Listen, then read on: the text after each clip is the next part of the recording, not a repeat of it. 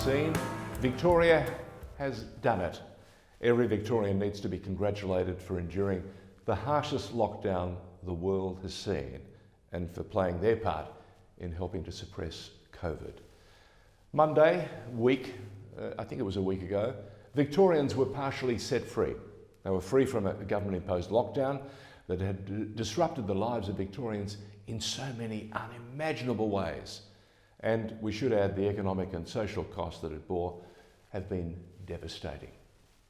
When the chains to freedom were partially lifted, what best symbolised months of loss, the absolute most, was, can you believe this, the length of your hair and the ability to groom yourself. Who would have thought that it would be hairdressers and beauty salons that would best symbolise what losing your freedom meant?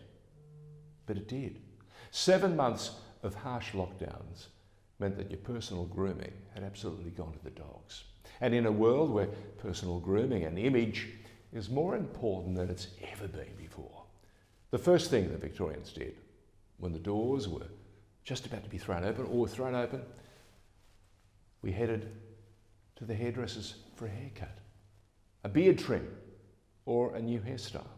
Hair and beauty salons fielded a tsunami of calls and bookings that would have certainly helped to reinvigorate their businesses, and Lord knows they need it.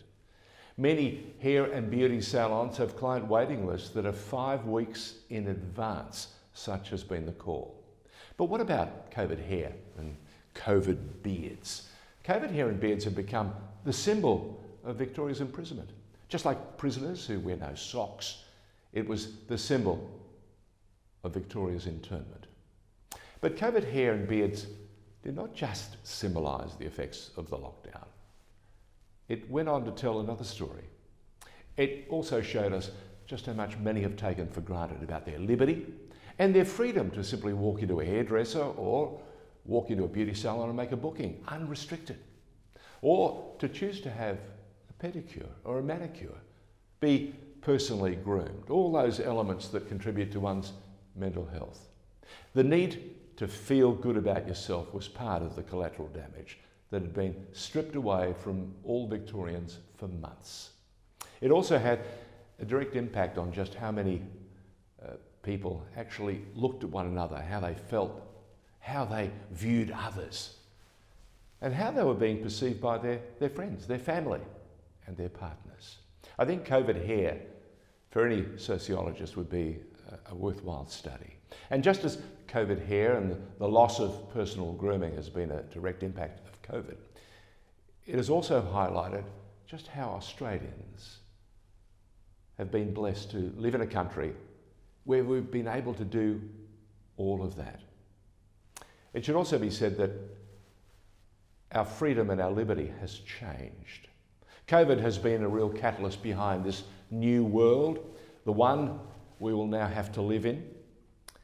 It has been one that sees our freedom redesigned. It has also placed a bit of a handbrake on why we can't move around in the manner that we once did. And it's added a monitor that now controls many of us in so many different ways. COVID and the policymakers have become strange bedfellows.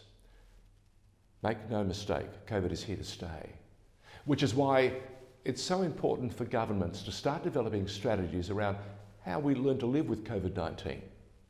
Australia remains a lucky country, and just as we have certain restrictions that we will have to live with for quite some time, we need to appreciate the importance of our liberty and freedom and what it means for our mental health.